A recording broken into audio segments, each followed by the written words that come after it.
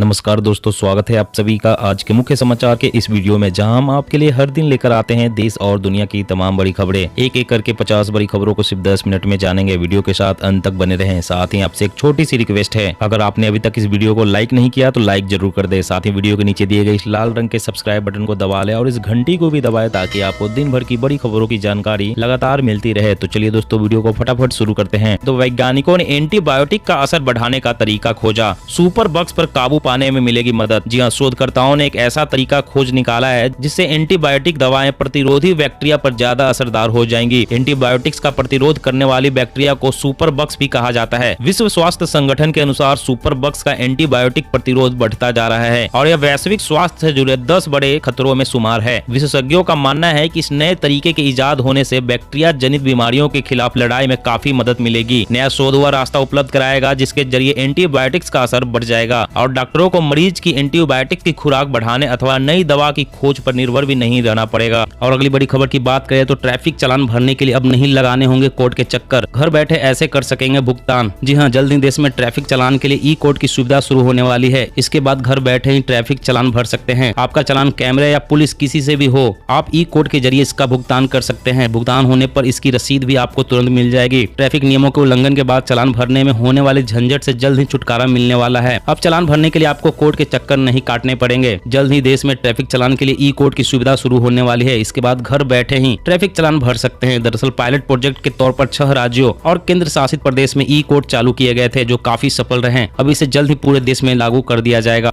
और अगली बड़ी खबर की बात करें तो मार्केट में आया नया एलपीजी सिलेंडर। 5% तक कम खर्च होगी गैस और खाना बनाने के समय में 14% की बचत। जी हाँ, इंडियन ऑयल ने एक नए तरह का एलपीजी सिलेंडर लॉन्च किया है। इस सिलेंडर का नाम इंडियन एक्स्ट्रा तेज है। बाकी एलपीजी सिलेंडर से ज्यादा कारगर है और कम गैस की खपत के साथ खाना बनाने के समय में भी बचत होती है। हालांकि इसका इस्तेमाल घरों में नहीं कर सकते हैं क्योंकि यह होटलों और रेस्टोरेंट्स के लिए उपयोगी है। इंडियन एक्स्ट्रा तेज सिलेंडर का इस्तेमाल कॉमर्शियल और इंडस्ट्रियल काम में किया जा सकता है। घरों में उपयोग होने वाले सिलेंडर की तुलना में 5% कम गैस उपयोग करता है और खाना बनाने के समय में 14% तक की बचत होती है। इस सिलेंडर में भरी गई गैस का प्रेशर ज्यादा होता है जिससे गैस का पूरी क्षमता के साथ इस्तेमाल होता है। जल्द ही ऐसे गैस सिलेंडर घरेलू उपयोग के लिए भी बनाए जाएंगे। और अगली बड़ी खबर की बात करें तो शुरू होने वाला है 5G का भारत में ट्रायल। फोन पर भी जल्द कर सकेंगे इस्तेमाल। जी हां, दूरसंचार विभाग ने 5G नेटवर्क परीक्षण के लिए दूरसंचार कंपनियों के एप्लीकेशन को मंजूरी दे दी है। हालांकि इसमें कोई भी कंपनी चीनी टेक्नोलॉजी का इस्तेमाल नहीं कर रही है। दूरसंचार विभाग के अनुसार 5G तकनीक 4G के मुकाबले में 10 गुना बेहतर डाउनलोड स्पीड देने और स्पेक्ट्रम क्षमता में 3 गुना तक बेहतर रिजल्ट देने में सक्षम है। दूरसंचार विभाग ने 5G परीक्षण के लिए स्वीकृत दूरसंचार गियर्स वी निर्माताओं की सूची में Ericsson, Nokia, Samsung, C DOT और रिलायंस जियो की स्वदेशी रूप से विकसित टेक्नोलॉजी शामिल है। इसका मतलब है कि चीनी कंपनियां 5G परीक्षणों का हिस्सा नहीं होंगे। विभाग ने स्पष्ट कहा है कि दूरसंचार कंपनियों को 5G परीक्षण शहरी क्षेत्रों समेत ग्रामीण और अर्ध शहरी इलाकों में भी करना होगा ताकि 5G तकनीक का लाभ केवल शहरों में ही नहीं बल्कि देश भर में उठाया जा सके। और अगली बड़ी खबर की बात करें तो मिल गई कोरोना की एक और दमदार दवा। कंपनी ने इस्तेमाल के लिए मांगी अनुमति। जी हाँ, भारत और अमेरिका समेत दुनिया भर में कोरोना संक्रमण के मामले तेजी से बढ़ रहे हैं। हालांकि इसके खिलाफ टीकाकरण अभियान भी चल रहे हैं और तरह तरह के दवाओं की खोज भी की जा रही है जो कोरोना के खिलाफ कारगर हो सके। इसी क्रम में मशहूर दवा कंपनी जायडस कैडिला ने भारतीय औषधि महानियंत्रक यानी DCGI से हेपेटाइटिस की एक दवा का इस्तेमाल कोरोना वायरस के इलाज में करने के लिए अनुमति मांगी है।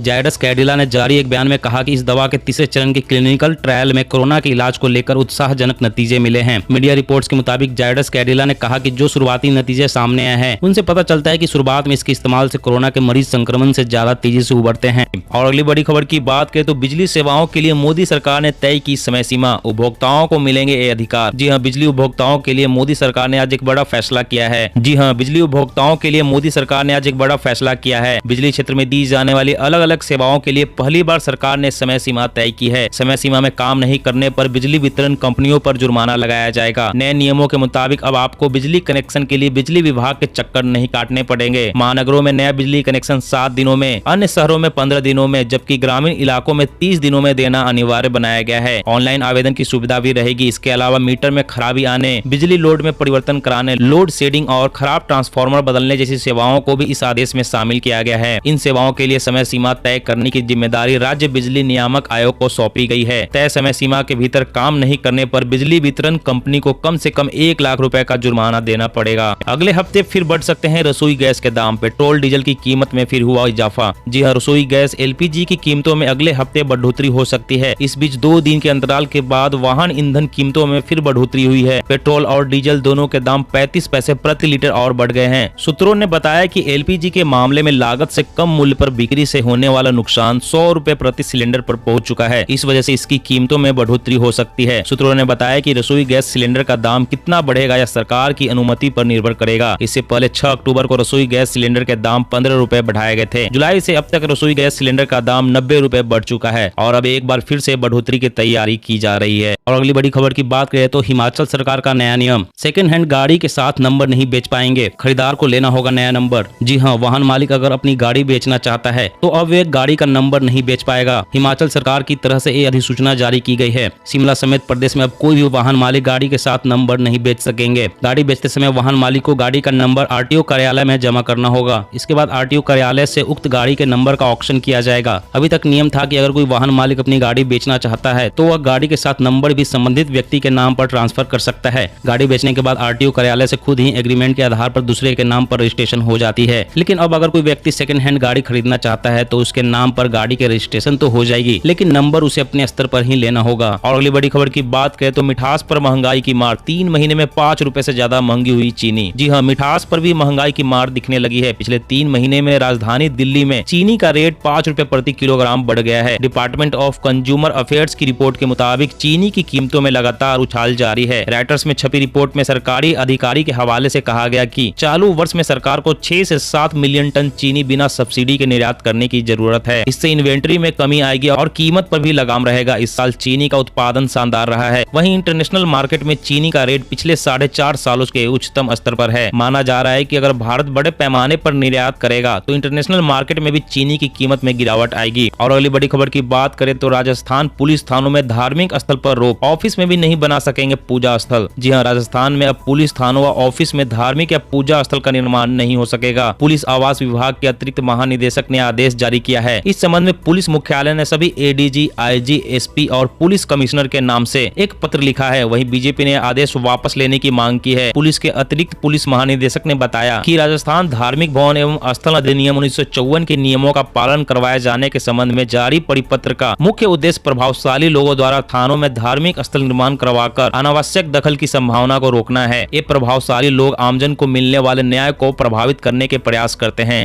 और अगली बड़ी खबर की बात करें तो अब 3 से ज्यादा बार तेल में नहीं बना सकेंगे समोसा, पूरी और पकौड़ी। जानिए क्या है नियम और किन बीमारियों का है खतरा। जी हाँ, होटलों और दुकानों में कई बार प्रयोग में लाया गया खाद्य तेल शरीर के लिए काफी नुकसानदेह होता है और कैंसर, मधुमेह जैसी बीमारियों का कारक बनता है। अब पकौड़ी, समोसा, पूरी आदि बेचने वाले दुकानदार खाद्य तेल को 3 बार से अधिक बार उपयोग में नहीं ला सकेंगे। इसके लिए भारतीय खाद्य सुरक्षा एवं मानक प्राधिकरण ने नियम बना रखा है। खाद्य सुरक्षा एवं औषधि प्रशासन विभाग को प्राधिकरण ने ड्रो मशीन दी है। इस मशीन से खाद्य तेल में टोटल पोलर कंपाउंड की जांच की जाती है। अगर खाद्य तेल में टोटल पोलर कंपाउंड 25 से ज्यादा हो तो खाद्य तेल मानव स्वास्थ्य के लिए हानिकारक होता है। टोटल पोलर कंपाउंड तभी बढ़ता है जब तेल को बार बार गर्म किया जाता है। और अगली बड़ी खबर की बात करें तो पलक झपकते ही MRSAM मिसाइल ने ध्वस्त कर दिया हवा में उड़ता जहाज। जाने इसकी खासियत। जी हाँ, भारत रक्षा क्षेत्र में अपने ताकत लगातार बढ़ाता जा रहा है। अब भारत ने जमीन से हवा में मार करने वाली मध्यम श्रेणी की नई मिसाइल MRSAM का उड़ीसा तट से सफल परीक्षण किया है। बताया जा रहा है कि मध्यम श्रेणी की इस मिसाइल से दुश्मन के विमानों को भेदने में मदद मिलेगी। इस मिसाइल को एकीकृत परीक्षण रेंज के लॉन्च पैड नंबर 1 से ग्राउंड मोबाइल लॉन्चर से छोड़ा गया है। सूत्र बताते हैं कि मिसाइल का टारगेट अचूक था। MRSAM मिसाइल अपनी 70 किलोमीटर की रेंज में आने वाली किसी भी मिसाइल, लड़ाकू विमान, हेलीकॉप्टर, ड्रोन को मार गिरा सकती है। यह मिसाइल हर मौसम में काम कर सकती है और 360 डिग्री पर घूमकर दुश्मन पर हमला कर सकती है। रक्षा सूत्रों के मुताबिक इस मिसाइल को जल्द ही भारतीय सेना में शामिल किया जाएगा। रक्षा सूत्रों के मुताबिक इस मिसाइल को जल्द ही भारतीय सेना में शामिल किया जाएगा। इससे चीन और पाकिस्तान को कड़ी टक्कर मिलेगी। और अगली बड़ी खबर की बात करें तो मोबाइल यूजर्स को नए साल में लगेगा तगड़ा झटका। महंगे हो सकते हैं प्रीपेड पोस्टपेड प्लान। जी हाँ, मोबाइल यूजर्स को नए साल में महंगे प्लान का झटका लग सकता है। दरअसल टेलीकॉम कंपनियां मोबाइल टैरिफ बढ़ाने की योजना बना रही है। इसे प्रीपेड और पोस्टपेड प्लान के दाम बढ़ जाएंगे। बता दें दिसंबर 2019 में भी टेलीकॉम कंपनियों ने टैरिफ में बढ़ोतरी की थी। इसके बाद मोबाइल नेटवर्क को अपग्रेड कर 2G या 3G से 4G किया गया था। इससे वित्त वर्ष 2020-21 में अब तक टेलीकॉम कंपनियों की कमाई में अच्छी वृद्धि दर्ज की गई है। इसी को ध्यान में रखकर टेलीकॉम कंपनियां फिर से मोबाइल टैरिफ बढ़ाने की योजना बना रही है। और अगली बड़ी खबर की बात करें तो यूपीआई ट्रांजैक्शन हो गया फेल तो बैंक रोज देगा 100 रुपए का हर्जाना, यहाँ करे शिकायत। जी हाँ, बैंक ग्राहकों को कई तरह की दिक्कतों का सामना करना पड़ता है। बैंकों द्वारा लगातार किए जा रहे प्रयासों के बावजूद ग्राहकों के समक्ष कोई न कोई समस्या आ ही जाती है। कई बार ऐसा भी होता है कि जब यूनिफाइड पेमेंट्स इंटरफेस यानी यूपीआई के जरिए किया गया लेन देन फेल हो जाता है, ग्राहकों के खाते से कटे पैसे समय पर वापस नहीं आते। अगर आपका भी यूपीआई ट्रांजैक्शन फेल हो जाता है और खाते से कटे पैसे तय समय पर वापस नहीं आए हैं तो बैंक रोजाना आपको 100 रुपए का हर्जाना देगा। जी हाँ, केंद्रीय बैंक ने फेल ट्रांजैक्शन को लेकर नया सर्कुलर जारी किया है, जिसके अनुसार पैसे के ऑटो रिवर्सल को लेकर टाइम फ्रेम सेट किया गया है। यदि 24 घंटों के अंदर ट्रांजैक्शन का सेटलमेंट या रिवर्सल नहीं होता है तो बैंक को ग्राहकों को मुआवजा देना पड़ता है। तो आज की खबरों में बस इतना ही। इसी तरह रोज काम की खबरें जानने के लिए आप हमेशा हमारे साथ जुड़े रहें। हमारे साथ जुड़ने के लिए वीडियो के नीचे दिए गए इस लाल रंग के सब्सक्राइब बटन को दबा लें और इस घंटी को भी दबाएं ताकि आपको हर खबर की सटीक जानकारी मिल सके। जय हिंद।